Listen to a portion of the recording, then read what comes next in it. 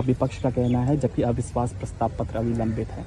देखिए, संसदीय परंपरा, कानून, रूल्स, प्रैक्टिस, प्रोसीजर ये बताते हैं कि जब भी अविश्वास प्रस्ताव यानी कि नो कॉन्फिडेंस मोशन लोकसभा में जमा कराया जाता है और उसको स्वीकृति मिल जाती है माननीय सभापति द्वारा, माननीय स्पीकर द्वारा, तो कोई भी लेजिस्लेटिव बिजनेस यानी कि कोई भी विधेयक या बिल सदन के भीतर नहीं लाया जाता, उस पर मतदान नहीं किया जाता जब तक नो कॉन्फिडेंस मोशन का फैसला नहीं हो जाता। लेकिन इस बार हम देख रहे हैं कि तमाम रूल्स, प्रोसीजर्स, कन्वेंशंस को ताक पे रखते हुए बिल पे बिल लाए जा रहे हैं, विधेयक पे विधेयक इंट्रोड्यूस किए जा रहे हैं और उन्हें पारित भी किया जा रहा है। ये दुखदाई है और ये सीधे तौर पे वायलेशन है संसदीय परंपरा का, संसदीय रूल्स प्रोसीजर्स का, संसदीय कानून का। और मेरी अपील रहेगी केंद्र सरकार से और सभापति जी से कि कृपया कर जब तक नो कॉन्फिडेंस मोशन का फैसला नहीं हो जाता, उस पर बहस, चर्चा और मतदान नहीं हो जाता, तब तक कोई लेजिस्लेटिव बिजनेस ट्रांजैक्ट नहीं होना चाहिए लोकसभा में। सर, विपक्षी गुट मणिपुर अपने सांसदों को भेज रहा है, क्या उद्देश्य है इसका?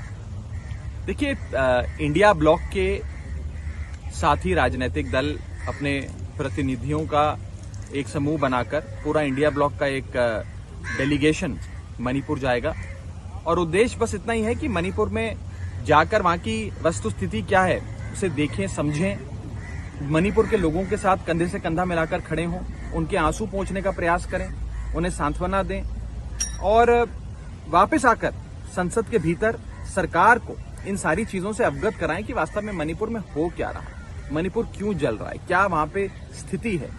जो खबरें आ रही हैं वो तो ये बताती हैं और यहां तक कि मणिपुर के अपने बीजेपी द्वारा अपॉइंटेड गवर्नर, वहां के बीजेपी के एमएलएज, वहां पे जो भारतीय जनता पार्टी के अपने पदाधिकारी हैं, वो ही चीख कर कह रहे हैं कि मणिपुर जल रहा है, हजारों लोग बेघर हो गए, न जाने कितने लोगों की जानें चली गई, crimes against women, crimes against humanity चरम पर हैं। तो ये सारी चीजें बहुत मन को विचलित करती हैं, इसीलिए एक डेलीगेशन, एक वफद इंडिया ब्लॉक की ओर से मणिपुर भेजा जा रहा है। सर, मणिपुर वीडियो की जांच सीबीआई अपने हाथ में लेगी, किस तरीके से देख रहे हैं?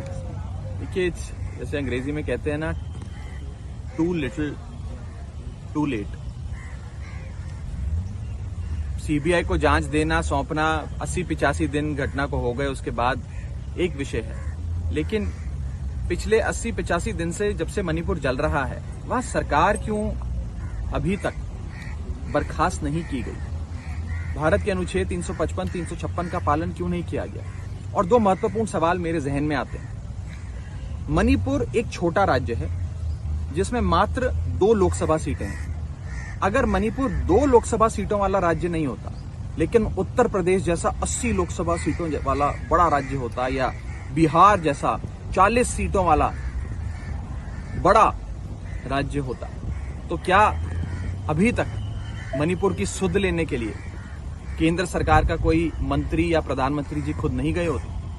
पहला सवाल, जरूर गए होते। और दूसरा बड़ा सवाल कि अगर मणिपुर में कोई गैर भाजपा राजनीतिक दल की सरकार होती, नॉन बीजेपी पॉलिटिकल पार्टी की गवर्नमेंट होती, तो क्या अभी तक मणिपुर में राष्ट्रपति शासन लागू नहीं किया गया? मेरा दूसरा सवाल, इसका जवाब भी हाँ है। मुझे लगता है ये सारी चीजें राजनीति से प्रेरित हैं। सर, ममता बनर्जी का बयान आया है, उन्होंने कहा है कि भाजपा बंगाल की छवि को खराब करने की कोशिश कर रही है, अशांति पैदा करने की कोशिश की जा रही है। बीजेपी तो हर जगह जहां गैर भाजपा सरकार है वहां अस्थिरता, कानून व्यवस्था की समस्याएं, वहां पे law and order issues create करना, ये तो भारतीय जनता पार्टी का एक स्टैंडर्ड ऑपरेटिंग प्रोसीजर है जिसके तहत वो काम करते हैं।